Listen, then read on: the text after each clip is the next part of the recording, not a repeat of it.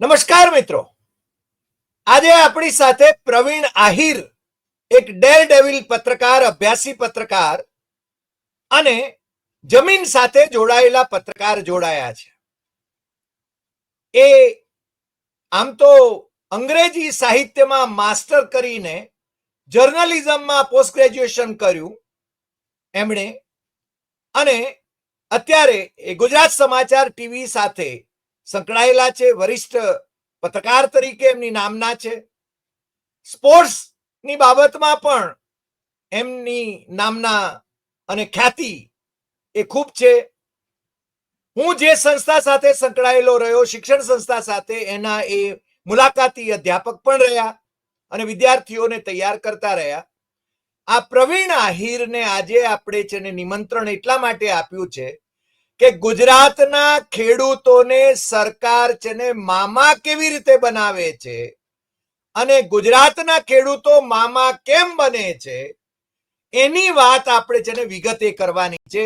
અને હું એટલું જરૂર કહી શકું, કારણ કે હું પ્રવીણને ખૂબ નજીકથી જાણું છું, એટલા માટે એટલું કહી શકું કે અભ્યાસી છે. પાક વીમા સહિતની એમણે 200 જેટલી ડિબેટ એમની ચેનલ પર કરેલી છે અને એમનો અભ્યાસ એ મને લાગે છે સરકારી દસ્તાવેજોનો અભ્યાસ એ બીજા કોઈ સરકારી અધિકારીઓ કરતા પણ વધારે હશે એમ હું જરૂર માનું છું. અને ગુજરાતમાં ખેડૂતોને અતિવૃષ્ટિ હોય કે અનાવૃષ્ટિ હોય, પાક વીમાનો કકળાટ છે ને કાયમ ચાલુ રહ્યો છે.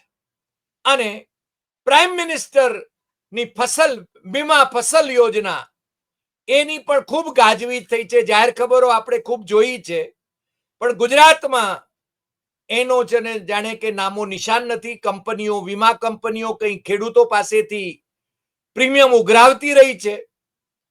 હું એમાં ક્યાંક ભૂલ ન કરું એટલા માટે હું કહીશ કે પ્રવીણભાઈ, તમે છે ને જે તથ્યાત્મક વાતો છે, સાચી વાતો છે, એ તમારે જણાવવાની છે. અને બીજી વાત, ગુજરાતના ખેડૂત નેતાઓ એમને છે ને કાતરા ખાઈ ગયા છે એમ કહીશ તો ચાલશે. કારણ કે એ લોકો પોતાના હિતો જ જાળવે છે. કિસાન સંઘ એ ભારતીય જનતા પાર્ટીની નજીકની એટલે કે સહોદર સંસ્થા છે, એટલે એને સરકારના હિત જાળવવાના હોય. પરંતુ કોંગ્રેસની અંદર પણ પાલભાઈ આંબલિયા સિવાય ભાગ્યે જ કોઈ એક મનહર પટેલ ક્યારેક બોલે છે ખેડૂતોના પ્રશ્ને. બાકી કોંગ્રેસ એ છે ને લગભગ મૌનમ શરણમ ગચ્છામી. કારણ કે ગુજરાતમાં તો કોંગ્રેસની સ્થિતિ એવી છે કે ભારતીય જનતા પાર્ટી સાથે મળીને કામ કરે છે. અને હમણાં એના જિલ્લા અધ્યક્ષોની જે નિમણૂક થઈ છે એમાં તો હું એમ કહું છું કે આ લંગડા ઘોડાઓથી રાહુલ ગાંધી 2087માં મોદી શાહના ગુજરાત ઉપર ડંકો વગાડવા જઈ રહ્યા છે. એટલે એ કેટલું સત્ય છે એ તો આવતા દિવસોમાં ખબર પડશે. પરંતુ આજે આપણે ખેડૂતોના પ્રશ્ને વાત કરવાની છે. અને ગુજરાતના ખેડૂતો એ જો જાગતા ન હોય, ગુજરાતના ખેડૂત નેતાઓ એ છે ને પોતાના જ હિત જાળવીને બેસી રહેતા હોય, તો પછી ભગવાન બચાવે. પ્રવીણભાઈ, આ વીમા યોજના, પાક વીમા યોજના આ છે શું? અને પીએમ ફસલ યોજના કે પછી મુખ્યમંત્રી કિસાન સહાય યોજના, આ ખેલ શું છે ભાઈ? આ ખાલી વાતોના વડા છે? પ્રવીણભાઈ સાહેબ એમ કહીએ કે દાળ વડા છે, વડા નહીં. હું અહીંયાથી એક પોઝિટિવ નોટથી શરૂઆત કરું. આપણે કુદરત આધારિત ખેતી છે, કેનાલોનું નેટવર્ક જ્યાં પહોંચ્યું છે, લાભ મળે છે, અને કેનાલો કેટલા પગવાળા ઉંદરો નોળિયાઓ ખાઈ જાય છે એ તપાસ રિપોર્ટને ખબર, અધિકારીઓને ખબર.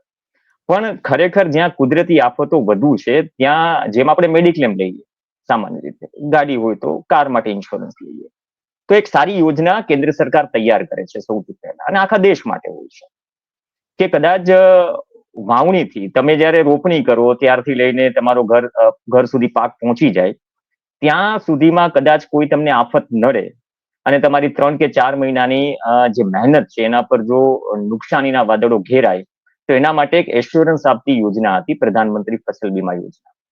સાહેબ પર્સનલી મેં આ યોજનાનો સ્ટડી કર્યો છે અને 2016 થી ઓલમોસ્ટ ઘણી બધી ડિબેટો કરી છે. કદાચ ન ભૂતો ન ભવિષ્ય એ પ્રકારની યોજના સારી યોજના છે, બહુ સારી યોજના છે, ઇસ્ત્રી ટાઈટ યોજના છે. અને એમાં ફરક એટલો હતો કે પહેલા સરકારી કંપનીઓ હતી, પછી પ્રાઇવેટ કંપનીઓ આવી, ફરક એટલો હતો.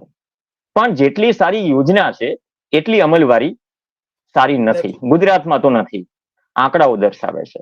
તો એનો મતલબ એમ થયો 16 થી 19 વચ્ચે તમને સિમ્પલી એક આંકડાથી શરૂઆત કરીશ, જે આંકડો સરકારી છે અને પ્રધાનમંત્રી ફસલ બીમા યોજનાના પોર્ટલ પર તમને મળી રહેશે. જો આપણે થોડી તસદી લઈએ ઇન્ટરનેટ ખોલવાની, તો 2016 ખરીફ થી 2019-20 ખરીફ સુધી સાહેબ આ યોજનામાં, પ્રધાનમંત્રી ફસલ બીમા યોજનામાં ગુજરાતે ઓલમોસ્ટ તમે સમજો ને 12,045.26 કરોડ ની આસપાસ પ્રીમિયમ ભર્યું ખેડૂતો. એમાં સરકાર પણ ભરે છે, અમુક પોર્શન સરકારનો હોય છે, સરકાર પણ હેલ્પ કરે છે. એટલા માટે કહું છું કે સારી યોજના છે. અને જે ક્લેમ એટલે કે જે વળતર આ ગાળામાં જે પાસ કર્યું, મતલબ કે આપ્યું વીમા કંપનીઓએ, એ છે 4,125.36 કરોડ. આ ક્લેમ સેટલ થયા. કારણ કે જેટલું પ્રીમિયમ ભરો છો સાહેબ, એ પ્રીમિયમ થી વધારે એશ્યોર્ડ હોય છે, એટલે કે તમારે વધારે નુકસાની તમારી કવર થઈ શકે. હવે આ ગાળામાં જો જે પ્રીમિયમ ભર્યું છે એમની સામે જે વળતર ચૂક્યું, ક્લેમ પેડ કર્યા છે વીમા કંપનીઓએ, તો એ ડિફરન્સ ખાલી જોઈએ ને સાહેબ, તો 7,919.9 કરોડનો પ્રોફિટ વીમા કંપનીઓએ કર્યો. રાઉન્ડ ફિગર બાંધી લઈએ 8,000 કરોડ.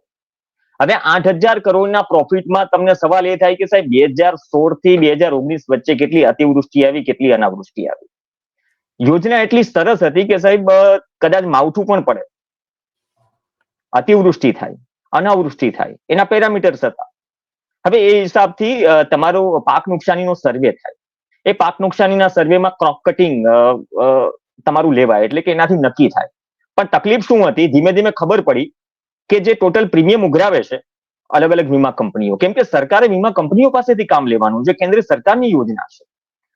એમાં અમુક પોર્શન જે પર્સન્ટેજ ઓફ છે, એક્ઝેક્ટ હું નહીં કહી શકું, પણ એનો જાહેરાતો પાછળ ખર્ચ થવો જોઈએ કે જેથી હોર્ડિંગ્સ લાગે, લોકો સુધી વાત પહોંચે, ગ્રામસભામાં પણ વાત પહોંચે, નાના મનાનો વ્યક્તિ જે છે એના સુધી વાત પહોંચે.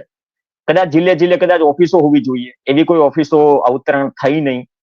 આ પણ મુદ્દો એક ઉઠ્યો. અને સૌથી મોટો સવાલ એ ઉઠ્યો કે તમે સર્વે કઈ રીતે કરો છો. આજ સપોઝ કે તમારા ગામમાં 100 ખેતર છે, અતિવૃષ્ટિના કારણે નુકસાની થઈ. બની શકે કે 100 ખેતરને નુકસાની નથી, પણ 50 ખેતરને એટલી બધી નુકસાની છે કે ખાવા લોટ પણ નથી રહ્યો. સમજ્યા? એટલે એક્ઝેક્ટ સર્વે થાય તો અંદાજો આવે કે જે ખરેખર પીડિત છે એને વધારે મળવું જોઈએ. પણ સર્વે કઈ રીતે થયા? પેલા ડ્રોન ઘણી વખત ઉડે છે, જમીન માપણીમાં પણ ઉડ્યા. લીલું દેખાય તો કે પાક બરાબર છે. અરે સાહેબ, વરસાદ વધારે થઈ જાય તો પાક લીલો જ હોય. આ એ દલીલો હતી. અને આ બધું જ થયું, આટલી બધી ડિબેટો થઈ, 100 રૂપિયાના અને 200 રૂપિયાના ચેક આવ્યા, ત્યારે આ બધી મુવમેન્ટ આખી ઉભી છે. અને મુવમેન્ટ ઉભી થઈ એટલે ભૂતકાળમાં પાલ આંબલિયાથી માંડી, રતનસિંહ ડોડિયાથી માંડી, જે.કે. પટેલથી માંડી, સાગર રબારીથી માંડીને, આમાં ઘણા પાલભાઈ કોંગ્રેસ સાથે છે, હવે સાગરભાઈ રબારી આમ આદમી પાર્ટી સાથે છે, જે.કે. પટેલ ઇન્ડિપેન્ડન્ટ છે, રતનસિંહ ડોડિયા અભ્યાસુ છે આ બાબતમાં. બધું આ ખેલ ખુલ્લો પાડનારે વ્યક્તિ. અને આ બધી જ વસ્તુઓમાં ખબર પડી કે આમાં તો લાખના 12,000 થઈ રહ્યા છે. ન માત્ર ખેડૂતોના સાહેબ પૈસા જઈ રહ્યા છે, પણ સરકારના એટલે કે જનતાના ટેક્સના પૈસા જે સરકારની તિજોરીમાં છે, જે પ્રીમિયમ ચૂકવ્યું છે, એમાંય ગોલમાલ થઈ રહી છે. હવે આ યોજના ગળાના હાડકા સમાન એટલા માટે બની ગઈ કેમ કે પશ્ચિમ બંગાળમાં ને એ પછી જેડીયુ અને બીજેપીની સરકાર બિહારમાં હતી, આ યોજના નકારી છે. એ પછી ગુજરાત પ્રથમ એવું રાજ્ય બન્યું કે જ્યાં પોતાની બહુમતી પર સરકાર છે ને આ યોજના નથી ચાલતી. 2019-20માં સૌથી પહેલા ફરજિયાત હતી સાહેબ યોજના. એક વાત કમ્પ્લીટ કરી લો. ફરજિયાત એટલે કે તમારા અકાઉન્ટમાંથી પ્રીમિયમના પૈસા પેલા એડવાન્સમાં કપાઈ જાય. સપોઝ કે ખરીફ સિઝન છે તો કપાઈ જાય. પછી આ લોકોએ મરજિયાત કરી સરકારે કે તમારી યોજનાનો લાભ લેવો હોય તો લો, અને પછી સાવ બંધ. સાવ બંધ એટલે કે કેન્દ્ર સરકારની યોજના જે અન્ય રાજ્યોમાં ચાલે છે એ ગુજરાતમાં નથી. ડબલ એન્જિન સરકારમાં સાહેબ કામ તો ફોર્સફુલી થવું જોઈએ, પણ અહીંયા ખેડૂતોના કિસ્સામાં, ખેડૂતોને વીમો આપવાના કિસ્સામાં અનફોર્ચ્યુનેટલી કહેવું પડે છે, ઓન રેકોર્ડ છે કે સરકારના બંને એન્જિન બંધ હાલતમાં છે. વાતો થઈ રહી છે સાહેબ. ઘણા બધા નેતાઓ, મહેશ કસવાલાથી લઈને ઘણા બધા ધારાસભ્યો જે બન્યા, એ ખેતી સાથે સંકળાયેલા હતા, ખુદે એમના વિસ્તારમાં પત્રો લખ્યા છે, છેક મુખ્યમંત્રી સુધી, છેક દિલ્હી સુધી. ઘણા કોંગ્રેસના ધારાસભ્યો પણ છે, લડાકુ ઘણા બધા નેતાઓ છે, ભૂતકાળમાં મુવમેન્ટ પણ કરી છે, પણ એ પણ ફેક્ટ જાણે છે કે ભાઈ સરકાર વીમા કંપનીઓનો કાચલો નથી પકડી શકી. અને એક સૌથી ઇન્ટરેસ્ટિંગ વાત એ કહું સાહેબ, ઘણી બધી પેન્ડિંગ હતી અરજીઓ હાઈકોર્ટમાં. એમાં ભરતસિંહ ઝાલા, તમને ખ્યાલ હશે, રીનો નામ છે, ખેડૂત નેતા છે, એની અરજી જે હતી કે એમાં એક અરજીમાં આઈ થિંક સુરેન્દ્રનગર જ હતો જિલ્લો, એના વિસ્તારની જ વાત હતી. વીમા કંપનીઓ સ્વીકાર કર્યો કે પાણી ભરેલું હતું એટલે અમે સર્વે નથી કરી શક્યા. ઓહ, આ ઓન રેકોર્ડ છે, આ ભરતસિંહ કહી ચુક્યા છે. અને બીજી વસ્તુ એ કે જે લોકોને નથી મળ્યો પાક વીમો, મને યાદ છે ત્યાં સુધી 2022 વિધાનસભાનું ઇલેક્શન હતું, એ પહેલા અમુક અરજીઓ પર જયારે સુનાવણી ચાલી રહી હતી, હાઈકોર્ટે સાહેબ આદેશ કર્યો છે, ને હાઈકોર્ટે જે કહ્યું છે અથવા તો જે કારણ જાણશો તો કદાચ ઘણાના પગ નીચેથી જમીન સરકી જશે. 7 કે 8 જિલ્લા હતા જે લોકોને નુકસાનીનું વળતર ન મળ્યું. એમાં થયું એવું કે વીમા કંપનીએ એવો જવાબ આપ્યો કે સરકારે પ્રીમિયમ નથી આપ્યું. એટલે સરકાર જ જવાબદાર છે. હાલે સરકારે પ્રીમિયમ નથી આપ્યું. જે રીતે હું વાત કરી રહ્યો છું કે અમુક જે પોર્શન છે ખેડૂતો પ્રીમિયમ ભરે અને અમુક સરકાર ભરે, એટલે કેન્દ્ર સરકાર અને રાજ્ય સરકાર બંને. હવે એ કયા કારણોસર નથી આપ્યું એ સરકાર જાણે, અને એટલા માટે એ લોકોએ જે નુકસાની છે એટલે ક્લેમ નથી ચૂકવ્યું. હવે સૌથી મોટો સાહેબ સવાલ એ છે કે આટલું બધું પ્રીમિયમ ગયું, સામે ગુજરાતના ખેડૂતોને મળ્યું શું? 2016 થી 2019 વચ્ચે સાહેબ એટલી અતિવૃષ્ટિ આવી, એટલી અનાવૃષ્ટિ આવી, અને અંતે વસૂલી કરવાના બદલે વીમા કંપનીઓ પાસેથી સાહેબ આ યોજના બંધ કરી દેવાય. જાણીને નવાઈ લાગશે, પ્રધાનમંત્રી ફસલ બીમા યોજના કેન્દ્ર સરકારની, પ્રધાનમંત્રી સાથે જોડાયેલું આ નામ છે, અને કોઈ રાજ્ય સરકાર ડબલ એન્જિન સરકારમાં એની અમલવારી ન કરાવી શકે તો આ ફેલિયર નથી તો શું છે સાહેબ? હવે આ સરકાર અત્યારે ગુજરાતના ખેડૂતો રામ ભરોસે છે. હું કોઈ જોને તો વગર વાત કરું છું સાહેબ, કારણ કે કોઈ વીમાની કોઈ યોજના નથી. તમે ઢોલ નગારા વગાડીને એસડીઆરએફ પ્રમાણે કોઈ પણ પેકેજ જાહેર કરી દો, વંદન, એમાં તમે ઉપકાર નથી કરતા. અતિવૃષ્ટિ માટે એક ઇમરજન્સી ફંડ હોય છે, કેન્દ્ર સરકાર પણ આપે છે, એ જાહેર થાય છે.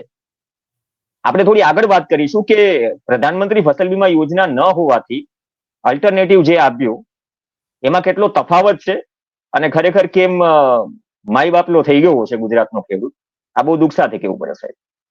નહીં પ્રવીણ, મને એ કહો કે આ વીમા કંપનીઓ, મને ખ્યાલ છે ત્યાં સુધી રિલાયન્સ ની એક કંપની વીમા કંપનીમાં હતી, બીજી કંપનીઓ પણ જ્યારે મળતિયાઓની કંપનીઓ હતી, જે સત્તામાં બેઠેલા છે એમને અનુકૂળ એવી કંપનીઓ હતી, અને છતાં જો એ ખેડૂતોને વીમો ન આપે તો એનો અર્થ એ થયો કે દે મસ્ટ બી પ્રોસિક્યુટેડ. એ લોકોને છે એને દંડિત કરાવી જોઈએ આ કંપનીઓ. પણ મુકેશભાઈની કંપની હોય કે અનિલભાઈની કંપની હોય, મને ખબર નથી બેમાંથી કોની કંપની હતી, મુકેશની કંપની હતી કદાચ, રિલાયન્સની. ચાર કંપનીઓ હતી અલગ અલગ, યુનિવર્સલ સંપોથી માંડીને. એમાં એવું છે કે ઓવરઓલ ગુજરાતનું નથી હોતું. જયારે જે સ્ટડી કર્યું ને મારી પાસે જે ડિટેલ્સ આવી, અમુક જિલ્લાઓથી માંડી અમુક એરિયામાં, જેમ કે ભારતીય એક્સા હોય, તો 4 અલગ અલગ કંપનીઓ હતી જેને અલગ અલગ વિસ્તારો ફાળવેલા હતા.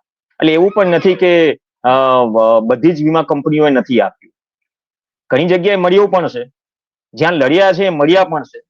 પણ સૌથી મોટો સાહેબ સવાલ એ છે કે આ વીમા કંપનીઓ કદાચ કરારબદ્ધ કોની સાથે થાય છે? સરકાર સાથે થાય છે, કેમ કે સરકારના પૈસા પણ જાય છે. હમણાં વિસાવદરનું સાહેબ ઇલેક્શન પૂરું થયું, એક તમને જાણીને નવાઈ લાગશે, આઈ થિંક અમરપર કે 2 ગામ હતા, રતનસિંહ ડોડિયાએ જ આ વસ્તુ ચેલેન્જ કરી હતી. હું જે ક્રોપ કટિંગની વાત કરું છું, ક્રોપ કટિંગ એટલે તમારા ખેતરમાંથી ક્રોપ કટિંગનું એક સેમ્પલ લીધું અને એનાથી અંદાજો નક્કી થાય કે 33% વધુ નુકસાન છે કે નહીં, સિમ્પલી. કારણ કે બધું ઓન રેકોર્ડ, આ પ્રક્રિયા છે સરકારી.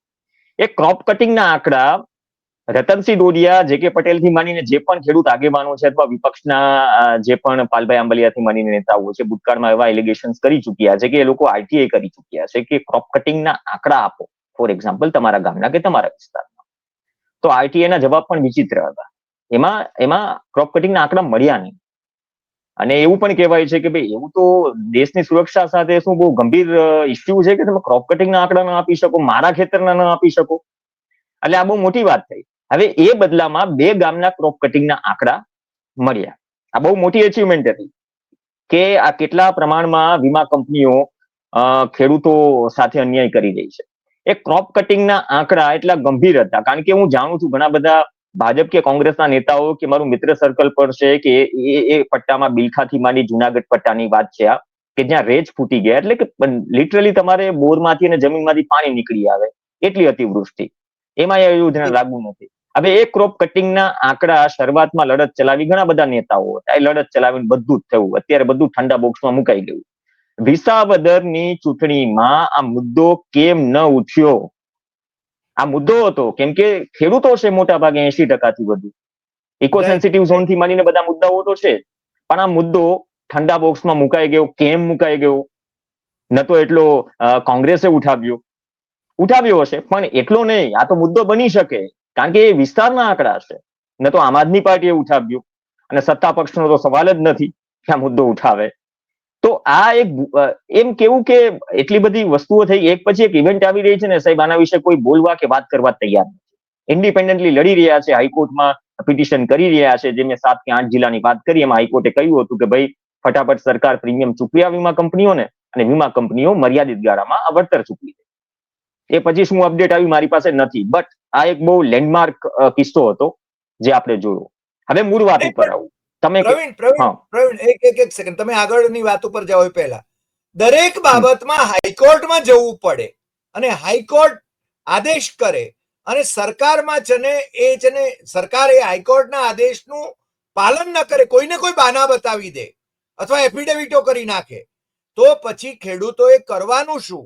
ખેડૂતોના પ્રતિનિધિ તરીકે વિધાનસભામાં જે લોકો બેઠા છે એ શું મંજીરા વગાડે છે?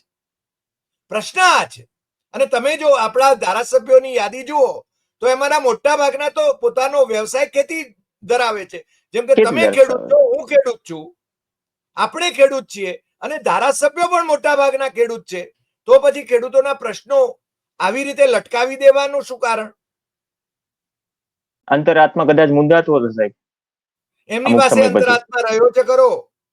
એટલે એ અંદર સાહેબ બહાર ના નીકળે ને અંતરાત્મા કહેવાય ને. જે વસ્તુ છે પીડા, હું તમને સિમ્પલી જ એક એક્ઝામ્પલ આપું. ધારાસભ્ય છે જામજોધપુરના હેમંત ખવા, આજે તમને ડીએપી કે યુરિયા સાથે જે લિક્વિડ ફોર્મમાં જે બોટલ એમનેમ પકડાવી દેવામાં આવે છે, પ્રેક્ટિકલી આ શબ્દ એટલા માટે યુઝ કરું છું કેમ કે ફરજિયાત આપવામાં આવે છે, જાણ કે ઉપકાર થઈ રહ્યો છે. એમાં સવાલ પૂછે છે કૃષિ મંત્રી રાઘવજીભાઈ પટેલને કે ભાઈ એવું સરકારે નક્કી કર્યું છે કે તમારે એક થેલી સાથે ફરજિયાત લેવાની જ આ બોટલ, કેમ કે ગ્રામ્ય વિસ્તારોમાં પ્રશ્ન છે. રાઘવજીભાઈ પટેલ વિધાનસભામાં ઉભા થઈને જવાબ આપે છે કે ના, એવું કંઈ ફરજિયાત નથી, છતાં અત્યારે આપવામાં આવી રહી છે. આ તમે વિપક્ષના ધારાસભ્યોનો સવાલ જુઓ અને કૃષિ મંત્રીનો જવાબ જુઓ. હવે સૌથી મોટો સાહેબ સવાલ એ છે કે આ બધી જ વસ્તુ આટલા ધારાસભ્યો વિધાનસભામાં છે, ઘણા ધારાસભ્યો હાર્યા, જીત્યા, અથવા કોંગ્રેસમાંથી બીજેપીમાં ગયા, આમ આદમી પાર્ટીમાં ગયા, એમાં નથી પડી રહ્યા. પરંતુ ભારતીય કિસાન સંઘથી માંડીને કચ્છમાં બી ભારતીય કિસાન સંઘના શિવજીભાઈ થી માંડીને ઘણા બધા નેતાઓ છે, વિઠ્ઠલ દુધાત્રાથી માંડીને ઘણા બધા અત્યારે છે, ઘણા બધા નથી. લડત ઘણી બધી ચલાવી છે, પણ કિસાન સંઘ સિવાય પણ ખેડૂતો છે, ખેડૂત સંગઠનો છે, પણ એ કેટલા સક્ષમ છે, અથવા રસ્તા ઉપર કેટલી વખત આવે છે, અથવા તો રસ્તા ઉપર આવ્યા પછી મીડિયા કેટલું મંચ આપે છે, લોકો કેટલા જોડાય છે. મેં એટલા માટે અમરાપર કે સમથિંગનું નામ જે ભૂલી ગયો, જુનાગઢના 2 ગામના ક્રોપ કટિંગના આંકડાઓની વાત કરી. એ બહુ મોટું બ્રેકિંગ હતું ગુજરાતી મીડિયા માટે. જો ગુઠ્ઠા અને વીઘામાં ખબર પડે તો, ગુઠ્ઠામાં અને વીઘામાં ખબર પડે તો, કારણ કે એ સમસ્યા એ રહી છે કે સાહેબ એ ઇસ્યુ કેટલો ગંભીર છે એ સમજ પેલા આપણે પણ કેળવવી પડશે, દુઃખ સાથે કેવું પડશે. હવે કેમ કહું છું કે રામ ભરોસે છે ખેડૂતો? કેમ કે મુખ્યમંત્રી કિસાન સહાય યોજના આવે છે કોના અલ્ટરનેટિવના રૂપમાં? પ્રધાનમંત્રી ફસલ બીમા યોજનાના રૂપમાં. એટલે કે કેન્દ્ર સરકારની યોજના તમે નકારી દીધી. યોજના સારી હતી, અમલવારી તમે ન કરાવી શક્યા, એના કારણે મારી પાસે સાહેબ 31/5/2021 અને 10/8/2020 આ સર્ક્યુલર છે, આ જીઆર છે. એ જીઆરમાં સાહેબ આ યોજના ખરેખર, આ યોજના પણ બહુ સારી હતી. એમાં ખાલી એક વિવાદ એ હતો, એમાં તમને અતિવૃષ્ટિ, અનાવૃષ્ટિથી માંડીને માવઠુંથી માંડીને બધા જોખમોમાં તમને મળે. અને બીજું પ્રીમિયમ વગરની યોજના, ખેડૂતોએ કોઈ પ્રીમિયમ જ નહીં ભરવાનું, જે જાહેરાત થઈ હતી એ પ્રમાણે. હવે સૌથી પહેલા સાહેબ આની પ્લસ પોઈન્ટની એ વાત કરું કે તમને એસડીઆરએફમાં જે સહાય મળે છે એમાં 2 હેક્ટરની મર્યાદા હોય છે. તમારી 100 વીઘા હોય કે 200 વીઘા હોય, આમાં 4 હેક્ટરની મર્યાદા છે, 33%થી વધુ નુકસાન હોય તો. અને સૌથી મોટી વાત એ છે કે જે અનાવૃષ્ટિ થાય, દુષ્કાળ માટેની પણ જોગવાઈ છે. જો રેનગેજ પ્રમાણે એટલે કે તાલુકા રેનગેજના જે આંકડાઓ આવે છે, ઘણી વખત સ્ટોરી કરીને મંગાવવી પડે છે કે ગુજરાત સ્ટેટ ડિઝાસ્ટર મેનેજમેન્ટ ઓથોરિટીના અધિકારીઓ એટલીસ્ટ તમે આંકડાઓ તો અપડેટ કરો, તમને એનાલિસિસ કરતા ખબર પડે ક્યાં કેટલો વરસાદ છે. પીડીએફ આવી જાય મીડિયા કર્મીઓ પાસે. એટલે કે ચાલુ સિઝનનો 10 ઇંચથી ઓછો વરસાદ હોય અથવા ચોમાસું શરૂ થાય ને 31 ઓગસ્ટ સુધીના સમયગાળામાં 2 વરસાદ વચ્ચે સતત 4 અઠવાડિયાનો 28 દિવસનો ગેપ હોય, બહુ સારી યોજના છે. તો તમને જો નુકસાની હોય તો આમાં સર્વે કરવાની પણ જરૂર નથી. તો તમારો દુકાળગ્રસ્ત કહેવાય. આ ઘણા બધા દુકાળગ્રસ્ત તાલુકાઓ હતા ભૂતકાળમાં 21માં પણ, અને મેં આના પર 2021માં આખું કેમ્પેન પણ કર્યું હતું દરેક ઝોન વાઇઝ. અતિવૃષ્ટિમાં એક આ જે વિવાદાસ્પદ વસ્તુ હતી અતિવૃષ્ટિમાં, કે અતિવૃષ્ટિમાં સતત વરસાદ, જેમ કે દક્ષિણ ગુજરાતમાં આ લોકોએ લખ્યું ભરૂચ, નર્મદા, તાપી, સુરત, નવસારી, વલસાડ અને ડાંગ, તેમના માટે 48 કલાકમાં 35 ઇંચ કે તેથી વધુ વરસાદ પડે તો તમને આ યોજના લાગુ પડે. એટલે એમ કહેવાય કે ગામ ડૂબી જાય અને યોજનાનો લાભ લો. અને આ દક્ષિણ ગુજરાતના જિલ્લાઓ સિવાય ના બાકી જિલ્લા છે, સૌરાષ્ટ્ર કચ્છની આપણે વાત કરીએ, 48 કલાકમાં 25 ઇંચની મર્યાદા રાખી. તમે વિચાર કરો, 48 કલાકમાં 25 ઇંચ વરસાદ. જીઆર ની તારીખ શું છે? કોના જીઆર ની તારીખ વખતમાં? સ્વર્ગસ્થ મુખ્યમંત્રી વિજયભાઈ રૂપાણીના સમયમાં 10/8/2020. હું તમને મોકલી પણ આવીશ, જેથી આ જીઆર લોકો કદાચ આ શો ની નીચે જોઈ શકે, કેમ કે ઓફિશિયલ છે એટલે એમાં કઈ ખોટું નથી ને આપણે તો હવામાં વાત કરવાની ના હોય, જે હોય ઓફિશિયલ સરકાર જે કે ખેડૂતોને જગાડવાના છે, ખેડૂતોના પ્રશ્નો આપણે લેવાના છે અને એટલા માટે જ આપણે ડિબેટ કરી. રાઈટ. અને સાહેબ હવે બીજી વાત આવી કમોસમી, એટલે માવઠું થાય છે, આજકાલ ઘણું બધું થઈ જાય છે. એમાં સાહેબ 15 ઓક્ટોબર થી 15 નવેમ્બરનો ગાળો નક્કી કરવામાં આવ્યો. ઓક્ટોબર નવેમ્બર એટલે આપણું ખરીફ પૂરી થાય એટલે સમજો ને એ સમયે 48 કલાકમાં સાહેબ 50 mm વરસાદ, એટલે કે 2 ઇંચ જેટલો વરસાદ પડે. આ તાલુકા લેવલની વાત છે, તો ખરેખર તાલુકા લેવલની વાત કરો છો તો તાલુકો એકમ ગણાય પ્રેક્ટિકલી, કે તાલુકામાં પડ્યો છે તો મોટા ભાગના ગામોમાં નુકસાની હોવી જોઈએ. આમાં સર્વે બર્વે કશું જ ના આવે, ન તો પ્રીમિયમ આવે, એ પ્રકારની યોજના. હા, એટલે એ જે જાહેરાત થઈ હતી કે કારણ કે કેન્દ્ર સરકારની યોજના સાહેબ રિપ્લેસ કરવાની હતી ને, આપણે તો નમતું તો કઈ જોગતા નથી. આપણી પાસે મોટી મોટી યોજનાઓ છે, પણ અમલવારી કેવી છે આપણે જાણીએ. યોજના કાગળ ઉપર જ રહી. તમને હજી જાણી નવાઈ લાગશે સાહેબ, આગળ થોડી વાત કરું. આ યોજના અત્યારે કાગળ ઉપર જ છે, જે મારી પાસે 4 પન્નાની પ્રિન્ટ પડેલી છે. એ પ્રમાણે કોઈ અધિકારીના માળિયામાં અથવા કોઈ ફાઇલમાં પડી હશે. એટલે 1 વર્ષ માટે આ યોજના આવી. હવે આ જે માવઠાવાળી વાત છે સાહેબ, લગભગ 2 વખત એવી પરિસ્થિતિઓ થઈ, એમાં 30, 32, 35 તાલુકાઓ હતા. એમાં પાલ આંબલિયાથી મળી કોંગ્રેસના ઘણા નેતાઓએ પણ આ વિશે મીડિયાને જગાડવાનો પ્રયાસ કર્યો અને થોડું આંદોલન પણ થયું કે ભાઈ તમારી ગાઈડલાઈન મુજબ આ લાગુ તો કરો, પણ આ યોજના પણ લાગુ નથી. હવે તમને જાણીને નવાઈ લાગશે કે જ્યારે મેં લાસ્ટ ઇન્ટરવ્યુ સ્વર્ગસ્થ આપણા પૂર્વ મુખ્યમંત્રી વિજયભાઈ રૂપાણીનો કર્યો, આઈ થિંક ત્યારે સ્થાનિક સ્વરાજની ચૂંટણી ચાલી રહી હતી 2020-21માં, એટલે કે આ યોજના જાહેર કરી એના 1 વર્ષ પછી. એટલે મેં એમાં એક સવાલ પૂછ્યો પૂર્વ મુખ્યમંત્રી શ્રીને કે સાહેબ આપણી પાસે હવે પ્રધાનમંત્રી ફસલ બીમા યોજના તો છે નહીં, એટલે આપણે જે યોજના અલ્ટરનેટિવ રૂપે આપણે જે જાહેર કરી છે એ યોજના, એટલે એમને કીધું કે ના આપણે કન્ટિન્યુ કરશું. એકદમ ગુડ, એમ સારી યોજના છે, પણ અમલવારી થાય તો સારું એમ. પણ એ યોજના સાહેબ 2019-20ની આ 20ની યોજના જે 5 વર્ષ થયા, આજે મેં ડિબેટમાં બી ઘણી વખત સત્તાધારી પક્ષના પ્રવક્તા કે કોઈ ચેલેન્જ કરે તો એને મેં કોઈ દિવસ પત્રકાર કોઈ દિવસ ચેલેન્જ ન કરે, પણ એઝ ઓફ નાઉ મેં કીધું હું ચેલેન્જ કરું છું કે કોઈ ધારાસભ્ય એટલીસ્ટ 182 માંથી, કારણ કે 182 પ્રજાના ધારાસભ્યો છે ને, સવાલ પૂછે સરકારને કે 2020 થી લાગુ થયેલી આ યોજના મુજબ કેટલા રૂપિયા ખેડૂતોને ચૂકવ્યા. આજ દિન સુધી ન તો સવાલ થયો છે, મારા ધ્યાનમાં નથી સવાલ થયો. સવાલ થયો તો સમાચાર બને, એટલીસ્ટ સમાચાર તો બની જાય. નથી સવાલ થયો તો જવાબ કોણ આપશે? અને આ સવાલ સત્તાધારી પક્ષના સારા પ્રવક્તાઓ પણ આવે છે અભ્યાસ કરીને, ઘણી વખત અભ્યાસમાં કમી હોય છે છતાં પણ અભ્યાસ ફરી રિફર કરીને આવે છે, એમની પાસે પણ જવાબ નથી. એટલે કોંગ્રેસ ભાજપની ડિબેટોમાં પછી શું સ્થિતિ થાય છે આપણે જાણીએ છીએ, ગાડી અલગ રસ્તે ચડી જાય. એનો મતલબ એમ થયો 5 વર્ષથી સાહેબ આ યોજના માળીએ છે. અને સૌથી ખરાબ અનુભવ કહું કે જ્યાં હું ગ્રાઉન્ડ ઝીરો પર, આજકાલ શબ્દ ગ્રાઉન્ડ ઝીરો ઉપયોગ થાય છે, હું જમીન ઉપર હતો ટૂંકમાં. 4 જિલ્લામાં સાહેબ 2021માં હું તમને કહું કે કેવી દુવિધા થઈ. 31 ઓગસ્ટ વાળી મેં કમોસમી વરસાદ એટલે માવઠાની વાત કરી ને, એ 31 ઓગસ્ટમાં ઘણા બધા તાલુકા એવા હતા. હું હજી જસ્ટ 15 દિવસ પહેલા, જન્માષ્ટમી પહેલા મેં આખો કેમ્પેન કર્યું કે શું કહેવાય કે માવઠું છે, સોરી, દુકાળ જેવી સ્થિતિ છે, મતલબ 31 ઓગસ્ટ સુધીમાં વરસાદ નથી થયો, તો એ પ્રેક્ટિકલી આ યોજના લાગુ થઈ જવી જોઈએ. લાખણીથી માંડીને ઘણા બધા હતા, દક્ષિણ ગુજરાત, સૌરાષ્ટ્ર, કચ્છ બધા જ તાલુકા આવી જાય. જન્માષ્ટમી પછી સૌરાષ્ટ્રના 4 જિલ્લાઓમાં એટલો ખરાબ વરસાદ પડ્યો, એટલો ખરાબ વરસાદ પડ્યો. એમાં અનફોર્ચ્યુનેટલી મારું ગામ પણ હતું, જામનગર જિલ્લામાં. જામનગર જિલ્લામાં અલિયાબાડા, હા, જે આપણા ભૂપેન્દ્ર પટેલ મુખ્યમંત્રી બન્યા હતા અને અચાનક સીધા ધુઆવ ગયા, મતલબ જામનગરની મુલાકાતે ગયા, મુખ્યમંત્રી બન્યા ને સીધા એ ઘટનાઓ યાદ અપાવું છું. તો આ 4 જિલ્લામાં સૌથી વધારે પ્રભાવિત જિલ્લો જામનગર. જામનગરમાં સૌથી પ્રભાવિત ગામ, જે મેં ધુઆવની વાત કરી, અલિયાબાડાની વાત કરી, કેમ કે અલિયાબાડામાં સાહેબ 600 પશુઓ ઓલમોસ્ટ મોત થયા હતા, તણાઈ ગયા હતા, ખીલેથી છોડવાનો પણ મોકો ન મળ્યો, એ પ્રકારની સ્થિતિ. મારા દાદા 95 વર્ષની ઉંમર છે, જીવે છે. મેં એને પૂછ્યું કે બાપા, આ વરસાદ પેલા કે આવો વરસાદ મેં નથી જોયો.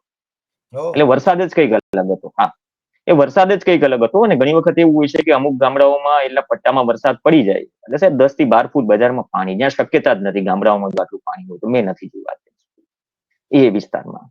ત્યાં સાહેબ લોકોને ઘરમાં ખાવા લોટ ના રહ્યો, ઘરેણા તણાઈ ગયા, ખેતરની હાલત ખરાબ, ઘરની હાલત ખરાબ. મુશ્કેલથી કદાચ એ ગામમાં 1 કે 2 શેરીઓ બચી હશે કે જ્યાં પાણી નહીં પહોંચ્યું હોય.